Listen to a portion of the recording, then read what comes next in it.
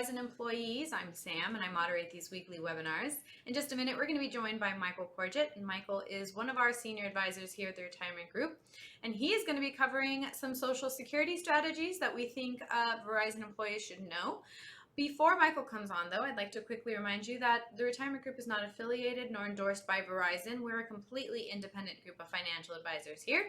After Michael's presentation, I will rejoin him quickly to ask him some of the questions that came through the Q&A chat throughout his presentation. Please feel free to stick around if you're interested in listening for those. And if you happen to see any YouTube cards popping up on your video while you watch, please feel free to give those a quick click. They will guide you to several different resources that we have to offer, one of which may just be a link to get in contact with one of our advisors after this video is ended and speak to them directly about your specific concerns or situation. Take advantage of those. And without further ado now, let's bring on our speaker, Michael Corgiat. Hi, Michael. Hi, Sam. Hi, Hey. everyone. Thank you for joining us today. I know I really appreciate it. Today, we're going to talk about one of those subjects that's near and dear to all retirees' hearts, and that's their Social Security benefits and the options that they have to take it. Social Security is obviously one of the 3 or 4 legs in the retirement planning stool, I like to call it. You combine that with your retirement plans, pension, your 401k and savings assets, possibly the equity in your home, as well as rental income, you name it. So today we're going to talk about Social Security and what could make the most sense for you individually and you and your spouse moving forward, certain strategies, optimizing benefits, making sure you have a plan, and then why you might want to consider the retirement group. Well, let's go ahead and get started. Strategies for Social Security optimization. First, we want to talk about, do you understand your Social Security benefits? And considering utilizing, if you are a married couple, utilizing the best lifetime benefits for the two of you. Obviously, this all depends on your own personal situation, and we'll talk a little more about that. The bridging strategy, which can be very important to maximizing Social Security benefits, and then certain special considerations that you might be one of those individuals. So understanding your Social Security benefits. Your retirement age definitely has a significant significance to what your Social Security benefits are. You could start as early as the age of 62 and maximize your benefits at the age of 70. Now, individuals that were born in 1957, which makes them somewhere in their 66 to 67 years of age this year, their maximum benefits are all over the board, as there's a big swing. At age 62, it's $2,710 a month, all the way up to age 70, $4,873 a month. And at full retirement age, 67, it's $3,822 a month. A significant difference depending on when you choose to take your Social Security benefits. So trying to maximize those benefits as part of your overall plan is obviously very important, because this is a lifetime benefit that does have a cost of living built into it. And that cost of living can be significant. Most Social Security recipients saw that in the past couple of years with inflation so high. By the way, these are the maximum benefits at these given ages. These are the most an individual could get at 62, 67, or at age 70, okay? Ideally, a spouse should claim their benefits at an age that maximize their combined benefits. But your retirement ages can make a big difference. And that, as far as when do you want to claim your Social Security benefits? Discuss a simple example. Let's say you get a chance to retire either prior to or at age 62. Okay, do you want to start your Social Security benefits early? You're going to take a hit, a big haircut, if you do choose to take them early. And also, if you choose to work and you chose to start your Social Security benefits, you have to worry about the income limits, which for this year are just a little bit more than $22,000 a year. With that said, you start your Social Security early and you do work a part-time job and your income exceeds that limit, you will begin to start to lose Social Security benefits. So what's the point? Why would you want to do that and start Social Security and lose those benefits with that part-time job? So it might benefit you, and I'll talk about that here momentarily in the bridging strategy, is just, hey, work the part-time job and delay your Social Security benefits to a later date where you'll get more money per month at that time. The bridging strategy, I sort of already touched on this, but again, you could be 62 or 64 years old, and as you could see, the difference per year between the ages of 62 and 67 is about 6% a year. Basically, each year that you choose to wait, your overall monthly benefit will go up by 6%. It's a 30% haircut from 67 down to 62. So why not consider, you leave your main employer, whatever one might be, and we do work with employees of a lot of Fortune 500 companies, and find something else to do. I call that the Walmart greeter, or working at Lowe's, or you're working at your local department store, or working at a golf course, whatever it might be. Use that supplemental income along with your pension if you have one, and money from your own savings to bridge the gap to a point in your life where it might make more sense to start your Social Security later in life. And in many cases, in a married couple, there's one primary breadwinner, and then the spouse may not have been in the workforce for long, so they're going to depend on their spousal benefit, or they were in the workforce and they have a minimal benefit of their own. Trying to delay your benefits will benefit your spouse when you pass away, because they will essentially inherit your benefits, and inheriting a larger benefit amount would be better off for them too. All right. So bridging it with part-time work and so on can definitely enhance your overall long-term objectives and your benefits. But this is all about planning too. And I'll talk about that in here in a minute. Having a plan and making sure you're trying to stick to that plan can make a significant amount of sense. And it all depends on your own situation again. Some special considerations: spousal benefits.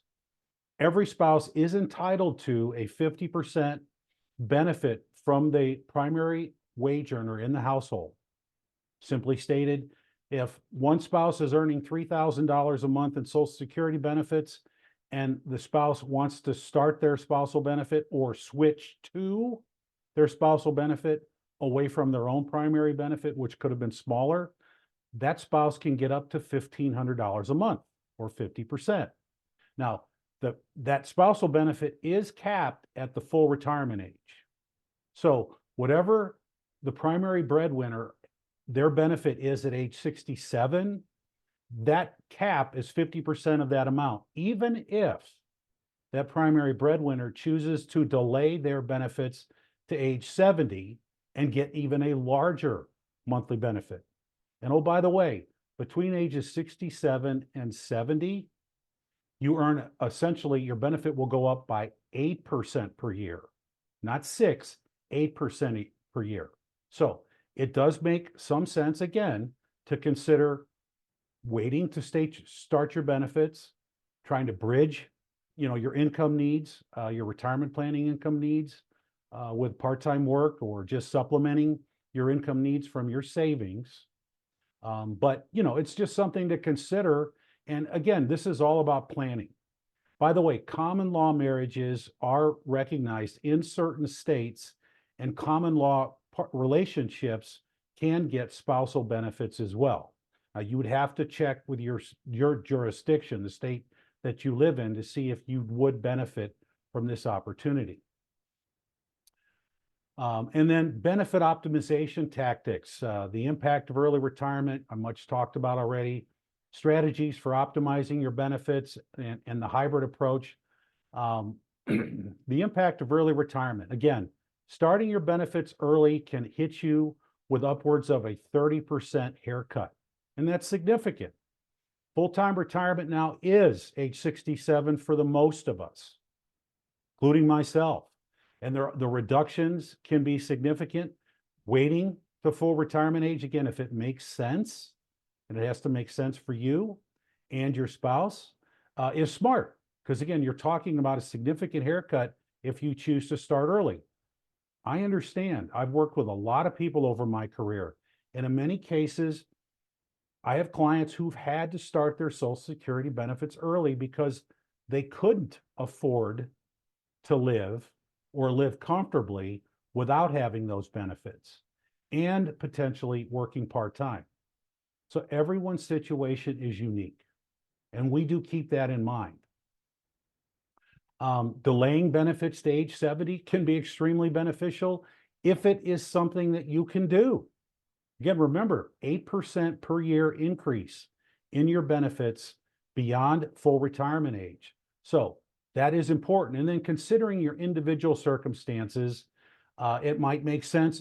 You may want to start your benefits sooner rather than later, depending on your health. There is a crossover age where the benefit of starting later would benefit you longer term. A simple example would be two people, same work history. One starts at 62, one starts at 67. There's a crossover age. And that crossover age is somewhere between the ages of 78 and 80 years of age. And what that means is that the person who waited would benefit more long-term if they live beyond the age of 78 to 80 years of age. Okay? None of us know how long we're going to live. And if I could tell you when you were going to pass, would you even want to know? I love asking that question. But point is, your personal situation might dictate, or it may make more sense for you to start your benefits sooner.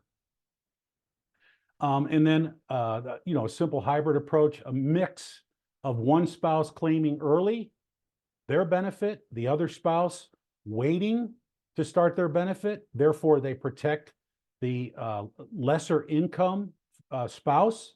And when they pass, that spouse will get a larger benefit because they inherit the primary breadwinner's benefit in retirement. You need to tailor a plan that makes the most sense for you. And that's something that we would love the opportunity to do. It's very smart and very crucial as far as your overall retirement plan. And consult a financial advisor. We would look forward to the opportunity to talking about this along with your entire situation and making sure that you're on the right track. Have a plan. We offer a complimentary retirement cash flow analysis. All you have to do is call our office and we'd be happy to put one together for you. Why would you want to consider our organization? Well, we're a bunch of people who have a great deal of experience, in many cases upwards of 30 plus years. We've been working with corporate employees of many Fortune 500 companies. We do understand the benefit programs for many of these companies that we have focused on over the years. We have offices nationwide. I'm based here in the Midwest, and we do offer that complimentary financial analysis. So please take advantage of it. You can call us at 1-800-900-5867. You can email us at info@theretirementgroup.com.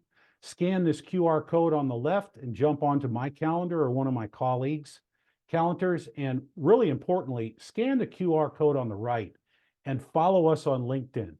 Amongst other things, we've got a tremendous amount of resources that we offer there and on our website, but we also keep our webinar schedules on our LinkedIn page. So definitely take advantage of that.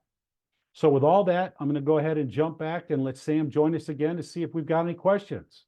Sam?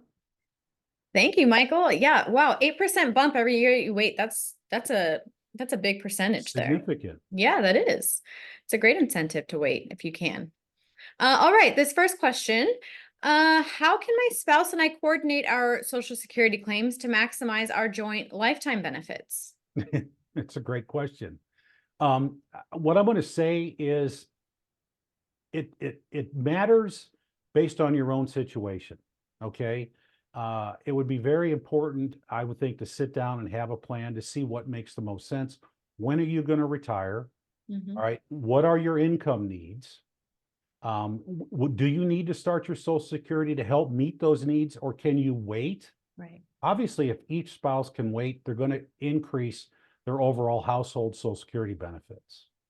But there's no one stand pat answer to that question. I mean, the obvious answer is the longer that you both can wait, the better off you're going to be. But taking a look at your own situation and letting us or some financial advisor put a plan together and discuss it with you would definitely be beneficial. All righty. Thank you. Next one. What are the limitations on spousal benefits if my spouse and I both wait until age 70 to start claiming? That's a great question. And a recent rule change, I mentioned that at full retirement age, and I'll give my example again, full Mhm. retirement age, spouse A is collecting $3,000 a month. Spouse B at the same age would be entitled to 50% of that benefit, or $1,500 a month. Now, if spouse A waited until age 70 and they were collecting $4,500 a month, Mhm. spouse B would not get 50% of that number. They would only get 50% of the full retirement age Mm. benefit, which again was 3,000. So 4,500 for spouse A, 1,500 for spouse B. It is limited to the benefit that the primary wage earner has at age 67. And that's a rule that was just recently enacted. All righty. That's a little confusing for me. But yeah, wow, okay. Yes. Alrighty, the third and last question, Michael. How can we ensure that our Social Security bridge strategy aligns with our overall retirement goals and needs, financial needs?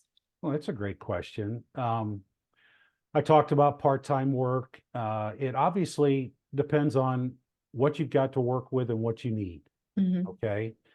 Everyone has an income desire in retirement, and based on, and Social Security is a part of that, solving that goal. I mean, if you have a pension, and many of the people that we work with do have pensions, both spouses may have a pension, so those are fixed income sources, as well as if you were a good saver, the more you set aside for yourself, the better off you're going to be long term. I always like to say, setting more money aside in your 401k and IRAs and basic investments makes the difference between an average retirement and an exceptional retirement. So, Right. what income you can take from those investments can make a difference as well. Working part time, keep you out of trouble, to keep you busy, can certainly help and allow you to defer starting your Social Security benefits. Your health might dictate, what you choose to do. If you're in poor health, you might want to start sooner rather than later. Just keep any part-time income below those limits that I discussed earlier.